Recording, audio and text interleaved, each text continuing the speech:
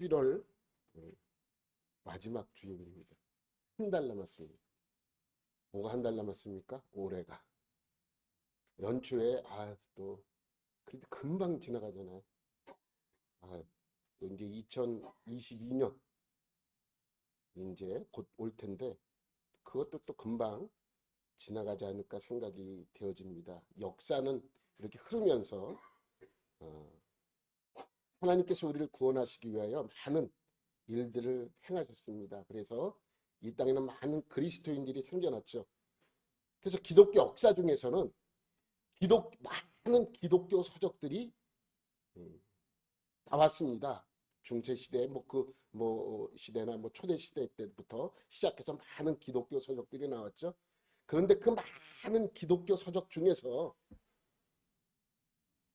딱 세 곳만 정말 우리에게 중요한 세 곳만 선택하라 그러면 첫 번째는 AD 400년 그러니까 지금으로부터 1600년 전에 쓴 어거스틴의 고백록을 소개시켜 드리고 싶습니다. 고백록은 한 장 넘기면 이 어거스틴의 고백록입니다. 참회록이죠. 이 내용은 자기가 과거에 하나님을 멀리 떠나 생활하던 그러한 일들을 간증 형식으로 쓰여진 책이에요. 그래서 이것은 현재까지도 우리에게 많은 감동을 주는 책이기도 합니다. 두 번째는 1678년도에 쓴 존 버년의 뭔지 모르겠죠. 철로 역정이에요. 왜 이걸 했냐면 이게 그 표지예요. 초기 버전의 표지. 그래서 맨 밑에 보면 1678년도라고 나오죠. 한 장 넘기면 우리나라에서도 이렇게 번역돼서 나왔습니다. 우리나라에서 처음으로 이게 번역된 책이 언제냐면 여러분 한 장 넘기면 여러분 왼쪽 오른쪽에 보면 구세주 강림 그러니까 서기 1895년 네 이게 철로 역정이 처음으로 번역돼서 우리나라 기독교인들이 읽혀졌던 그러한 책입니다. 넘기면 이렇게 쓰여진 책이에요. 전 이걸 보면서 감동을 받았습니다. 그래도 이렇게 우리나라 기독교인들이 이 기독교 서적을 보기 위해서 이렇게 번역해서 우리나라에 있던 기독교인들이 이것을 보면서 신앙을 다듬었다는 것을 생각하면 전 감동이 아닐 수 없습니다. 위에 보면 아까 우리 책 보면 그렇죠. 내용이 뭐냐면 어떤 사람이 어떤 목적지를 가기 위해서 계속 갑니다. 그러니까 천국을 가기 위해서 계속 진행을 하는 거예요. 그러면서 가진 고통과 고난과 시련을 겪으면서 자기가 목적한 그 목적지에 도달하는 것을 소설 형식으로 쓰여진 것이죠. 우리의 인생하고 똑같습니다. 우리가 신앙생활을 하면서 예수를 믿고 하나님을 만나기 위해서 이 인생길을 걸어가는 그것을 마치 이렇게 그 인생길을 표현한 이것이 현재 우리의 여정과 똑같기 때문에 이 소설이 전 세계의 많은 사람들에게 읽혀진 책입니다. 그래서 기독교 고전으로 아주 중요한 책이기도 합니다. 세 번째는 뭡니까? 1418년도에 쓴 토마스 캠피스라는 사람이 그리스도를 본받아라는 책을 썼습니다. 사실 이 내용은 우리들에게 읽혀지기 위해서 쓰여진 책이 아닙니다. 수도원의 수도사들에게 읽히기 위해서 쓰여진 책이에요. 근데 그 내용이 너무너무 좋다 보니까 일반 사람들도 이 책을 갖다 읽게 된 것입니다. 그래서 이 네덜란드의 공동생활 형제단이라는 한 수도원의 수도사인 토마스 캠피스가 이것을 경건 생활을 위해서 쓰여진 지침서인 것입니다. 그런데 첫 출간 이후 많은 사람들에게 읽혀졌죠. 그렇게 읽혀지고 인정받았던 이유는 여기에 있습니다. 수도사를 대상으로 쓰여진 책이지만 지금까지 이 책이 인정받았던 이유는 중세의 신비적 성향을 지니면서도 삶의 신앙을 분리시키지 않았기 때문입니다. 신앙과 생활, 삶과 신앙을 분리시키지 않았기 때문에 아주 중요하게 여겨지는 것입니다. 또 성경을 과도하게 상징적으로 해석하거나 이성적으로 추론하지도 않았습니다. 모든 이성을 믿음에 굴복시켜야 한다는 어거스틴의 전통에 따르면서도 성경을 알기 위해 몸부림쳐야 한다는 사실도 잊지 않고 있는 것이죠. 그래서 이 책이 평가를 받는 것이죠. 이것도 또한 전 세계 많은 사람들이 읽었던 고전 중에 하나입니다. 여러분, 우리가 신학교 가면 꼭 읽어야 될 책 중에 하나가 바로 이겁니다. 신학생들이 꼭 필독서, 그리스도를 본받아. 근데 읽어보면 저도 지루해요. 어려워요. 내용이. 그러니까 일반 성도들이, 또 특히 초신자들이 이 책을 갖다 읽으면, 잠 안 올 때 읽으면 좀 잠이 잘 올 수 있는 그러한 책이지 않나, 이렇게 생각이 되어집니다. 그러나 그 내용만큼은 상당히 중요합니다. 그러면 이 책이 지루하면 좀 더 쉽게 읽을 수 있는 책이 있습니다. 같은 책은 아니지만 의미적으로는 같습니다. 바로 100년 전에 출간한 이 책입니다. 더 넘기면, 그렇죠. 예수라면 어떻게 할 것인가. 저도 이 책을 과거에, 제가 학교를 다니면서 우리 전도사님이 이거를 꼭 읽어야 된다 그래서 이제 책을 사서 읽었습니다. 읽었는데 상당히 그때 저에게 마음적으로 주는 그것은 상당히 컸습니다. 여러분, 그리스도를 본받아라는 책은 경건 생활의 지침서라면 이 책은 그냥 신앙 소설이에요. 근데 내용적으로는 그리스도를 본받아, 그리스도를 따라 행하는 그러한 내용이나 예수님이라면 어떻게 할 것이라는 이러한 물음 속에서 우리가 신앙생활하는 내용이 같은 의미를 담고 있는 것이죠. 그래서 이 책은 신앙 소설이기 때문에 읽기가 편합니다. 물론 이 책도 고전이죠. 왜? 100년 전에 나왔기 때문에. 그렇지만 600년 전에 나온 책보다는 100년 전에 나온 책이 우리에게 더 마음에 와 닿는 부분들이 많을 것입니다. 그런데 100년 전에 나오긴 했어도 현재 우리 사회와 별 다를 것이 없는 내용이라는 것이죠. 여러분, 책의 시작은 이렇습니다. 미국의 부유한 레이먼드 씨의 첫 번째로 꼽히는 제일 큰 제일교회에서 시작이 됩니다. 이름도 제일교회예요. 이렇게 부유하고 풍요로운 교회에서 인기 있는 설교를 하고 있는 헨리 맥스웰 목사님의 이야기를 담고 있습니다. 이분이 주일 설교를 준비하기 위해서 어느 금요일 날 열심히 설교를 준비하고 있는데 갑자기 어떤 한 사람이 찾아옵니다. 딩동 딩동 누릅니다. 그래서 이 목사님이 설교를 준비하다 말고 그 사람을 맞이하기 위해서 나갑니다. 나가봤더니 실직한 노숙자예요. 이 실직한 노숙자가 이 목사님에게 도움을 요청하게 됩니다. 이 맥스웰 목사님은 그 노숙자에게 이렇게 얘기합니다. 아무런 도움이 되지 못해서 정말 미안합니다. 정말 미안합니다. 라고 따뜻한 말로 위로를 하고 정중히 거절하며 그를 돌려보내게 됩니다. 하지만 설교를 준비하는 내내 그 노숙자가 마음에 걸립니다. 하지만 곧 잊고 설교 준비를 마무리하죠. 그리고 그 주일 예배 때 설교 시간에 막 설교를 하고 있는데 그 노숙자가 문을 열고 들어오는 거예요. 약간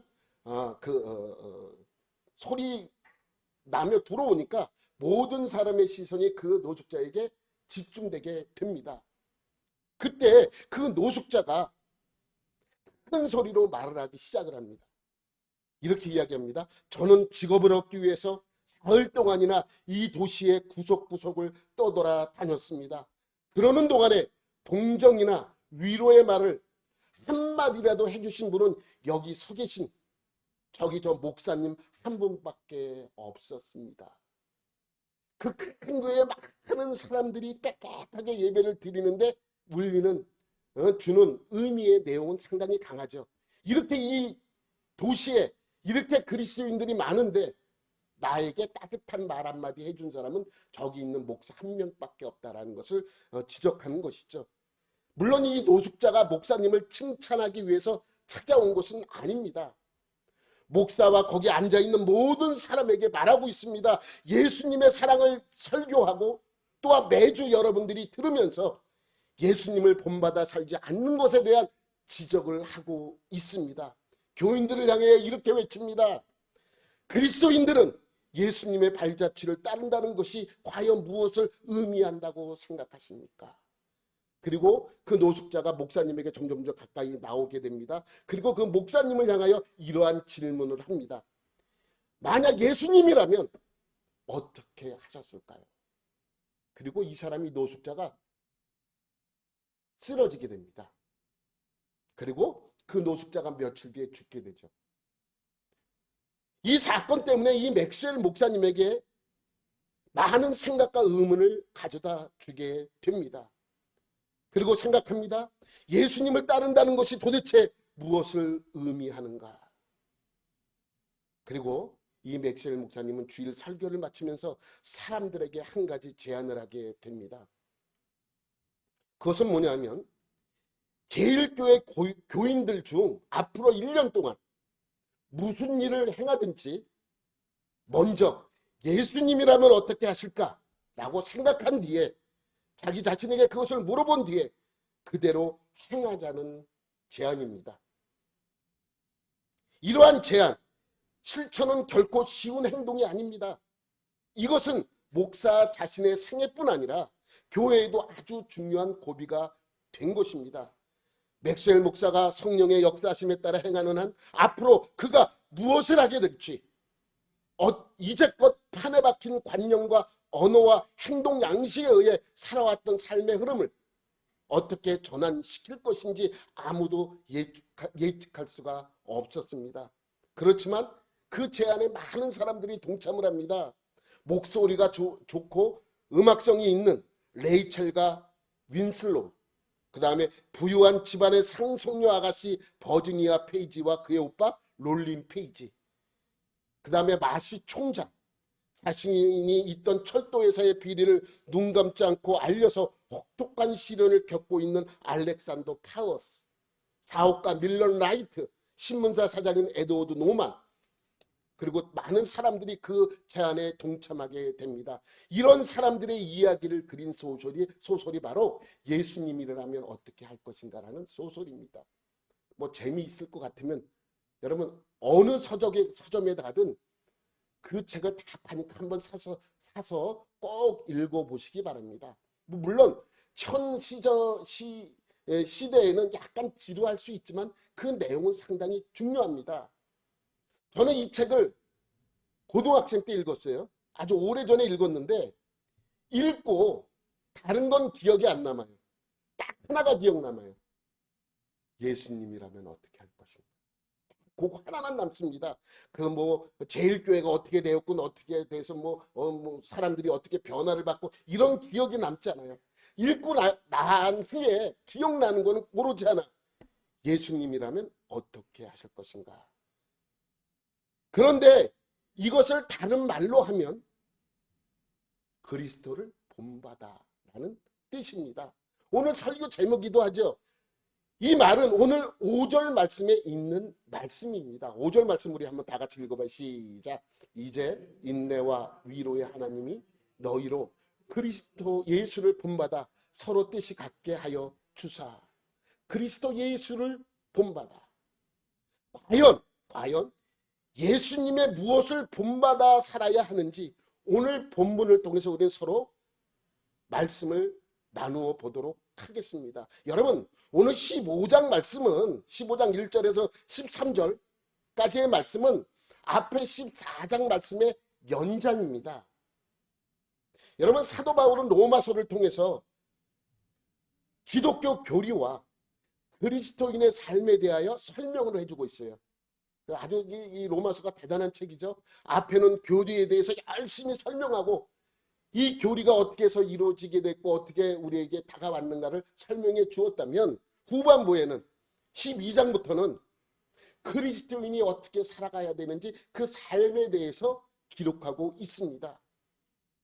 그래서 이 12장부터는 좀 더 우리의 실생활에 맞는 말씀들을 주고 있는 것이죠. 그래서 거듭난 그리스도인들의 어떻게 삶에서 어떤 모습을 보여야 되는지 설명하고 있습니다. 12장에서는 우리 몸을 하나님이 기뻐하시는 거룩한 산 제물로 바치라는 그러한 말씀을 주고 있죠. 이 이야기는 뭐냐면 우리가 그리스도의 삶 중에서 가장 중요한 것이 무엇입니까? 예배라는 것입니다. 예배를 설명하기 위해서 우리 몸을 거룩한 산제사로 하나님께 드리라는 말씀을 하고 있는 것이죠. 13장에서는요. 그리스도인들은 권세자들에게 순종하라는 말씀입니다. 가장 중요한 이유는 무엇입니까? 저 사람이 예수 믿지도 않는 사람이 좀 이상하게 우리를 현혹하고 미혹시키고 뭐 우리를 괴롭히는구나.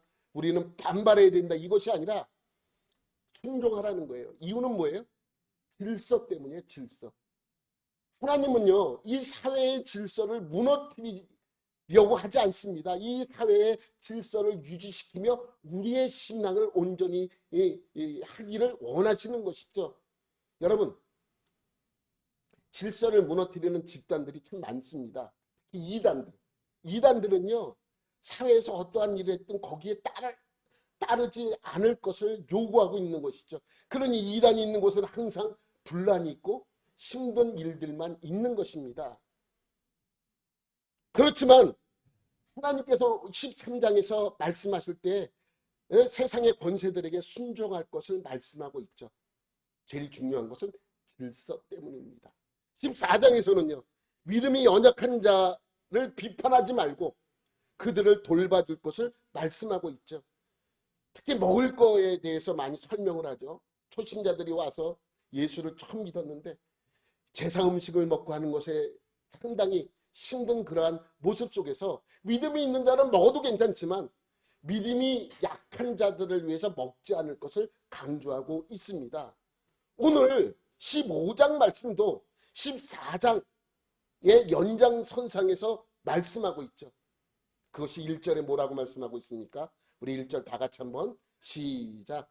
믿음이 강한 우리는 마땅히 믿음이 약한 자의 약점을 담당하고 자기를 기쁘게 하지 아니할 것이다.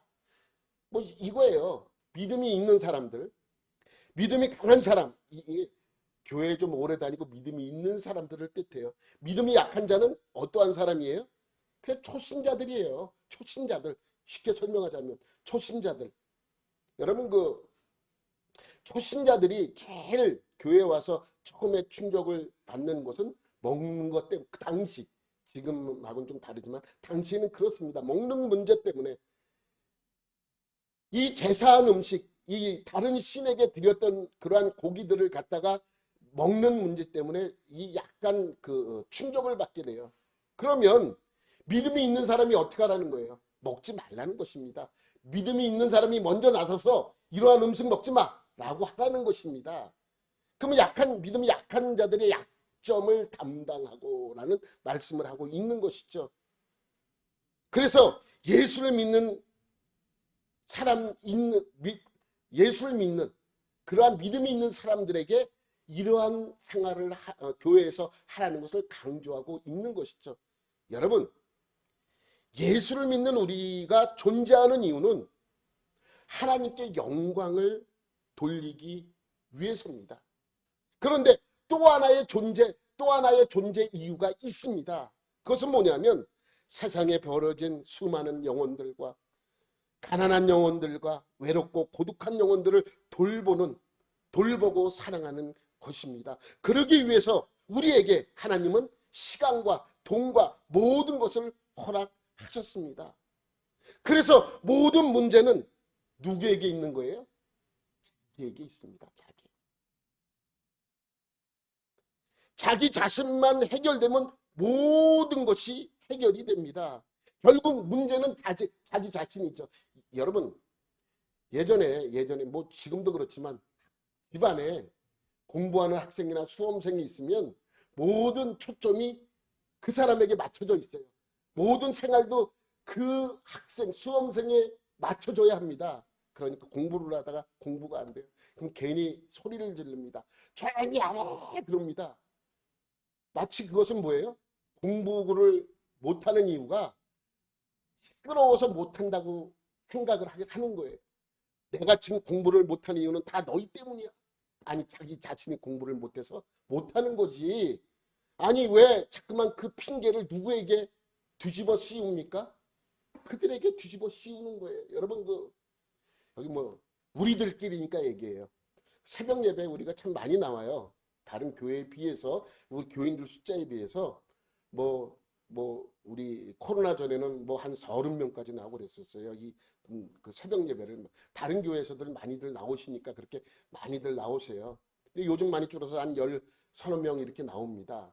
그런데 그분이 믿음이 좋은 분이에요. 믿음이 좋고 교회도 다니신 지 오래됐어요.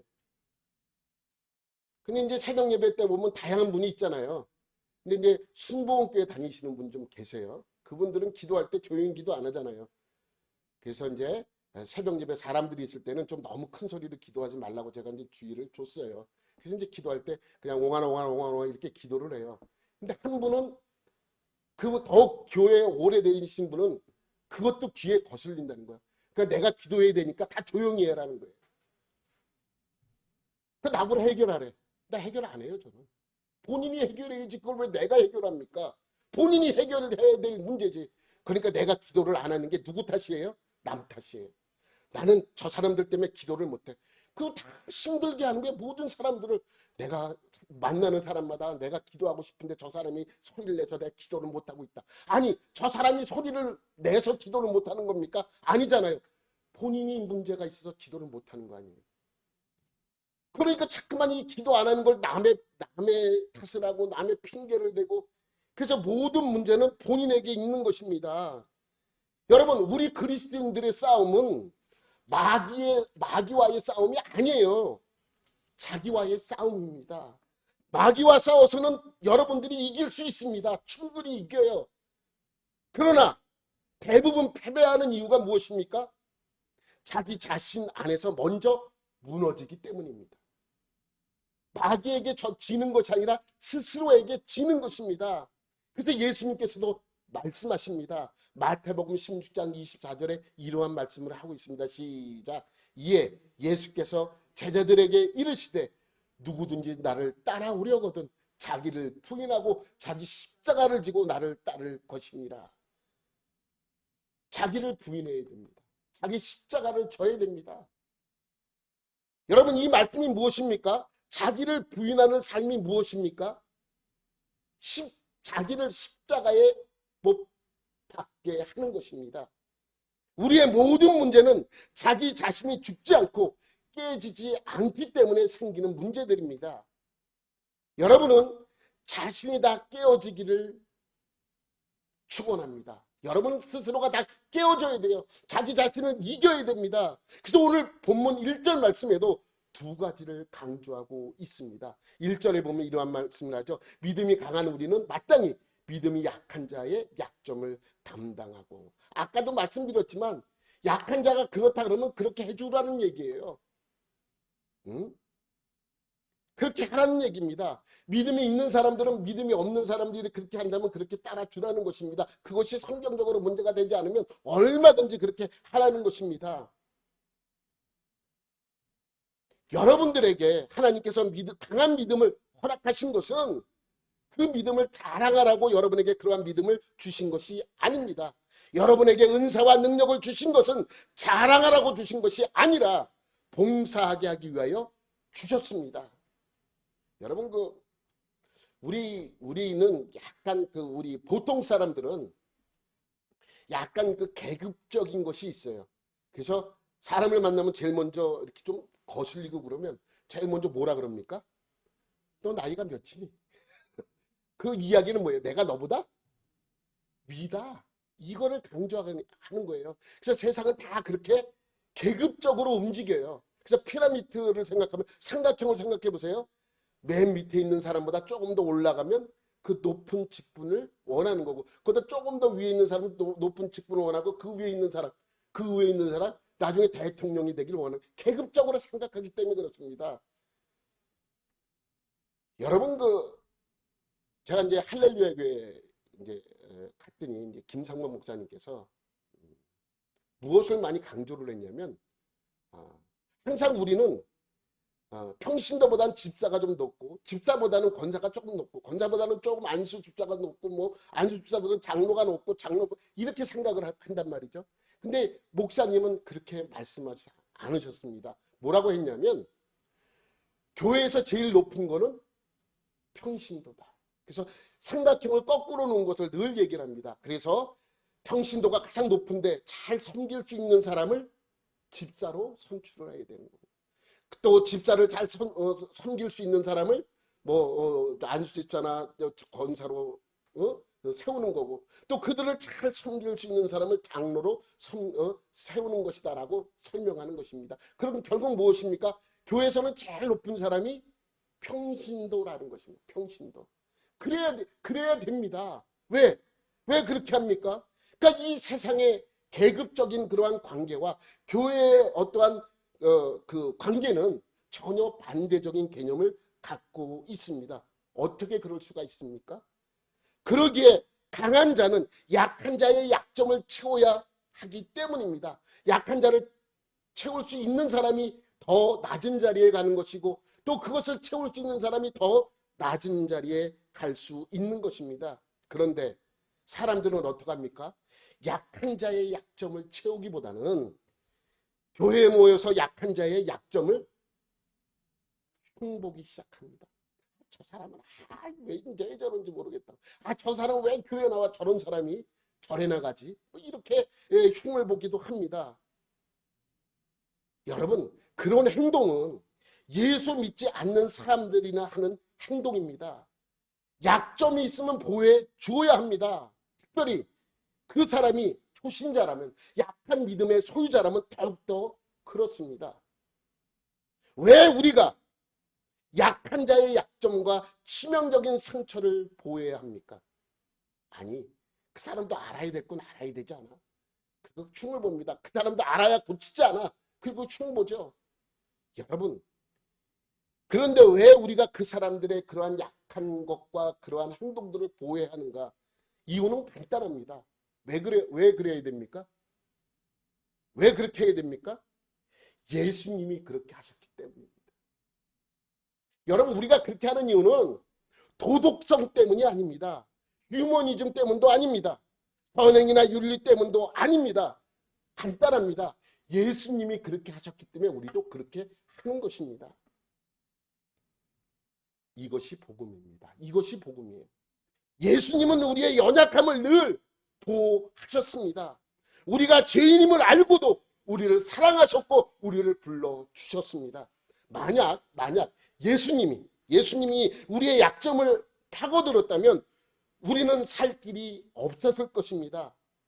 예수님이 우리의 죄나 실수를 지적하시고 심판하셨다면 이곳에 살아남아 있을 이곳에서 예배드릴 수 있는 사람 몇 명이나 되겠습니까? 따라서 우리가 그렇게 은혜로 말미암아 용서를 받았으니 우리도 우리의 연약한 형제를 도와주라는 말씀입니다. 이것이 바로 14장과 15장에서 반복해서 우리에게 주시는 말씀이기도 합니다.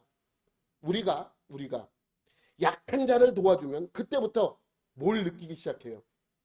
약한 자를 도와주거나 약한 자의 약점을 우리가 대신 세워준다면 그때부터 우리가 예수님을 느끼게 되는 거예요. 이것이 포인트입니다. 우리가 그 일을 행할 때 우리 안에 예수님을 느끼기 시작을 하는 것이죠. 여러분이 조건 없이 용서해 준다면 그 사람의 약점을 덮어주면 놀랍게도 바로 그 순간 가슴속에 예수님이 살아계심을 느끼기 시작합니다. 이것이 바로 아까 말씀처럼 우리가 약한 자의 약점을 서로 덮어주는 그러한 말씀이기도 합니다. 1절 말씀 다시 한번 보면 두 번째는 이겁니다. 자기를 기쁘게 하지 아니할 것이라. 그러니까 자기를 기쁘게 하지 말라는 말씀이 두 번째 이유이기도 합니다. 우리가 살아가면서 대부분은 나를 기쁘게 하는 것입니다. 여러분이 손자를 자주 보기를 원하는 것도 내가 손자를 보면 기쁘잖아요. 근데 여기 자기를 기쁘게 하지 아니할 것이라. 그러면 우리가 살아가면서 대부분의 우리가 하는 일이 내 자신을 기쁘게 하기 위하여 그러한 모습으로 살아가는데, 기쁘게 하지 말라라고 하시는 말씀은 아무것도 하지 말라는 말씀인가? 라는 의문이 생깁니다. 그러한 뜻이 아닙니다. 나는 기쁜 일을 하나도 하지 말아야 되겠다, 하면 안 되겠구나 라는 말씀의 뜻이 아닙니다. 여기서 자신을 기쁘게 하는 것은 약한 자의 약점을 이용해서 기쁨을 얻지 말라는 말씀입니다. 약한 자의 약점을, 여러분, 남 뒷담화를 얘기하면 얼마나 짜릿하고 기분이 좋습니까? 그래서 남 얘기하는 거예요. 남 얘기할 때가 제일 재밌잖아요. 내 얘기하면 재미없어. 남 얘기해야 재밌습니다. 그런데 남의 그러한 약점을 이용해서 내 기쁨을 채우지 말라는 거예요. 근데 우리는 남 약점을 잘 이용해서 내 기쁨을 많이 채우잖아요. 여러분 그런 거 경험하지 않습니까? 그래서 2절 말씀에 이렇게 이야기를 하는 것입니다. 2절 말씀에 보니까 시작. 우리 각 사람이 이웃을 기쁘게 하되 선을 이루고 덕을 세우도록 할지니라. 여러분, 신앙생활은 나를 기쁘게 하는 것이 아니라 이웃을 기쁘게 하는 것이라 말씀하고 있습니다. 그런데 기쁘게 하는 데에도 법칙이 있다는 거예요. 그 법칙이 뭐예요? 선을 이루고 덕을 세워야 합니다. 남이, 이웃이 기뻐한다고 다 해줄 수는 없는 거잖아요. 어떤 사람이 내 이웃이 술을 먹는 걸 너무너무 좋아해. 술 먹을 때마다 너무너무 기뻐해. 아, 저 사람이 술 먹는 걸 기뻐하는구나. 같이 술이나 마셔야 되겠다. 그건 선이 아니잖아요. 그래서 어떤 사람이, 옆집 사람이, 이웃이 도박을 너무 좋아해. 막 그런 걸 너무너무 좋아해. 그럼 아, 저 사람을 기쁘게 하기 위해서 내가 같이 도박을 해야 되겠구나. 이거 선을 세우지 않는 일은 하지 말라는 것입니다. 덕이 안 되는 일은 하지 말라는 말씀입니다. 왜? 이런 것에는 선이 없고 덕을 세우지 못하기 때문에 그렇습니다. 남을 도와주되 선한 일이어야 합니다. 남을 도와주되 그것이 덕을 세우는 일이어야 한다는 것이죠. 이유가 무엇입니까? 굳이 이렇게까지 하면서까지 우리가 그렇게 베풀어야 합니까? 이유는 간단합니다. 왜 그렇게 해야 된다고요? 예수님이 그렇게 하셨기 때문에.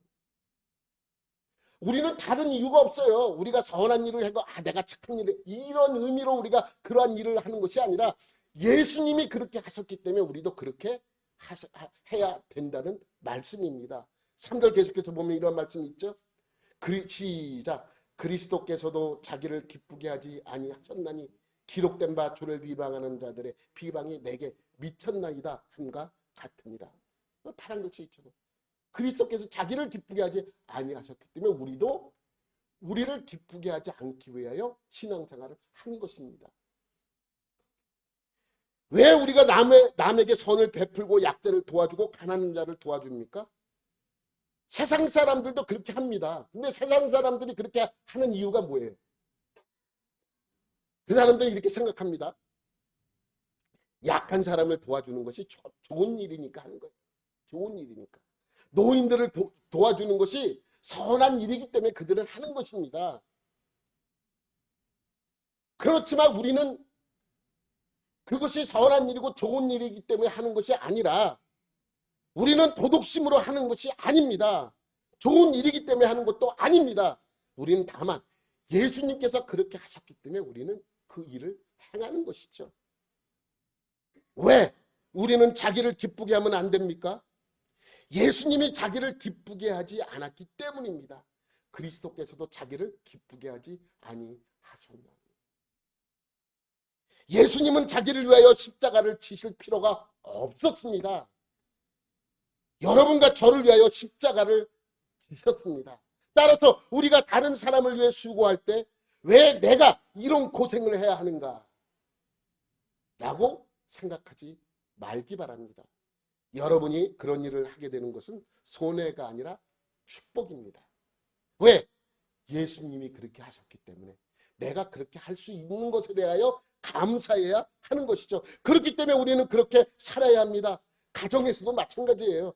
내 자신을 기쁘게 하기보다는 내 자녀들과 내 부모님들과 또 내 배우자를 위하여 기쁘게, 그들을 기쁘게 하기 위하여 살아가야 하는 것이죠. 여러분 그렇게 해보세요. 특히 남자들. 남자들은 이 권위주의에, 우리나라 유교 문화에 있어서 그렇게 살아갑니다. 그러나 저도 사실은 뭐 없지 않아 있는데 그렇게 하기 위하여 노력하며 살아가야 한다는 것이죠. 왜? 예수님도 그렇게 사셨기 때문입니다. 자신을 위해서가 아닌 우리를 위해서 그렇게 사셨습니다. 우리는 이 세상에서 배부르게 잘 살다가 편안하게 고통 없이 죽는 것을 원합니다. 그것이 복일 수 있습니다. 그래서 사람들은 죽는 것을 위하여 기도하며 살아갑니다. 여러분 젊었을 땐 배우자를 위해서 기도하라 그래요. 그래서 배우자를 위해서 기도 많이 합니다. 그리고 결혼해서는 뭐를 위해서 기도합니까? 자녀를 위해서 기도를 많이 했습니다. 그럼 나이 먹으면요, 죽는 것을 위해서 기도하라고 합니다. 그래서 많은 사람들이 죽을 때 고통 없이 잘 죽게 해달라고 기도합니다. 예전에 제가 그 갈보리 교회 있을 때 박조준 목사님하고 아침마다 이제 목회자 회의를 해요. 그래서 하루 이제 할 일들을 보고하고 교회에 이런 일이 있었다고 얘기하고 또 누가 어떤 성도나 어떤 뭐 교회 직분자들이 이제 나이 들어서 이제 돌아가시게 되면 보고를 하죠. 한 밤에 이렇게 이런 일이 있었습니다. 이제 보고를 하는데 이제 대부분 어떤 분이나 뭐 다른 교회 뭐 목사님들도 마찬가지로 그 주무시다가 돌아가셨다 그러면 항상 박조준 목사님이 하는 이야기가 있었어요. 뭐라 그러면 아유 복 받았구만. 꼭 이런 투로 말해요. 약간 사투리 쓰면서 북한 사투리. 아유 복 받았구만. 이렇게 얘기 혼자 스스로 그냥 우리한테 하는 얘기 아니라 스스로에게 그렇게 얘기하는 얘기로 하십니다. 맞습니다. 자다가 죽으면 복 받은 거라고 생각을 합니다. 그러나 십자가에서 죽을 수 있다면 그것은 더 큰 복입니다. 여러분 이번 코로나로 많은 선교사님들이 많은 고통들을 받으셨어요. 그래서 선교지에서 코로나를 걸려가지고 생명이 위급한 상황이 많이 있었습니다. 그런데 우리나라 교회들이 참 훌륭한 것이 여기 있습니다. 영성교회하고 온누리교회에서 선교사들이 코로나에 걸려서 목숨이 왔다 갔다 하니까 전세기를 띄웠어요. 한 2억 들어간대요. 2억 들어간대요. 대단하지 않아요? 오늘 강 목사님한테는 명성교회에서 그렇게 했다는 얘기를 듣고 내가 우스갯소리로 김삼만 목사님 하시는 일 중에서 가장 훌륭한 일을 했다. 그래서 와서 살았대요. 근데 온누리교회에서도 전세기를 띄웠어요. 그래서 저기 멀리서 그렇게 걸린 사람을 전세기를 띄워서 데리고 왔습니다. 그분은 죽었어요. 돌아가셨어요. 선교사가.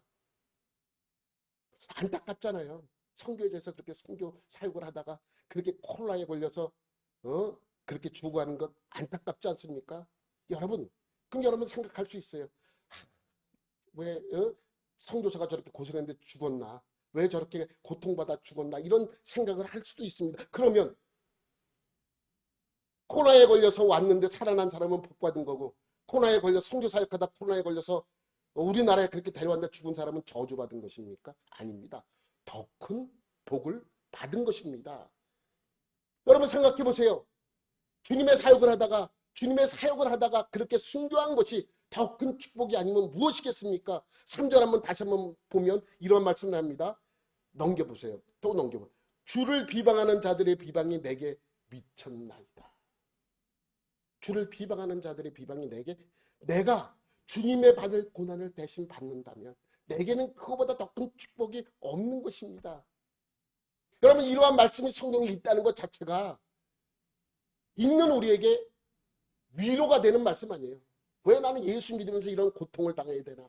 나는 왜 예수 믿으면서 이렇게 힘들어야 되나? 근데 성경에 그게 다 있어. 이렇게 고난이 받고 이렇게 힘든 일이 있고 고통 속에 있지만 이것을 이겨내라. 이런 말씀이 있으면 내게 힘이 되잖아요. 그런 말씀입니다. 기록된 바. 시편에 있는 말씀이죠.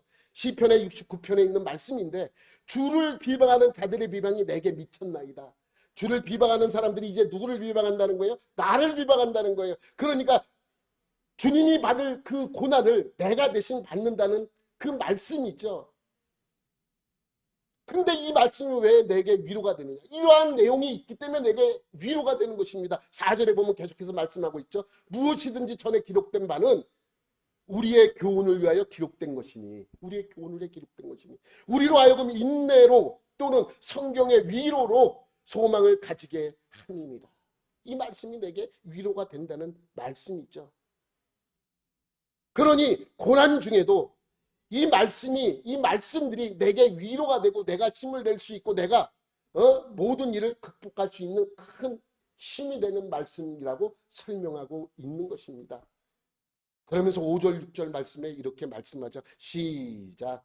이제 인내와 위로의 하나님이 너희로 그리스도 예수를 본받아 서로 뜻이 같게 하여 주사 한 마음과 한 입으로 하나님 곧 우리 주 예수 그리스도의 아버지께 영광을 돌리게 하려 하노라. 이 말씀은 두 가지를 강조합니다. 첫 번째는 그리스도를 본받으라고 강조하고 있습니다. 두 번째는 뭡니까? 하나님께 영광을 돌리라는 것입니다. 이것을 강조하고 있는 것입니다. 우리가 살아가면서 얼마만큼 하나님을 의지하고 하나님께 영광을 돌리고 또 예수님을 본받아 살아가는 것인가, 살아가야 되는 것인가라는 것을 강조하고 있습니다. 여러분들은 얼마만큼 그리스도를 본받아 살고 있고 얼마만큼 하나님께 영광을 돌리며 살아가고 있습니까? 여러분, 미국 남북 전쟁 때 프레드릭스버그 대전투라는 것이 있었습니다. 프레드릭스라는 곳에서 아주 강한 전투가 벌어졌고 남군과 북군이 목숨을 다하여 싸웁니다. 나중에는 육탄전까지 벌어지면서 많은 부상자들이 일어났습니다.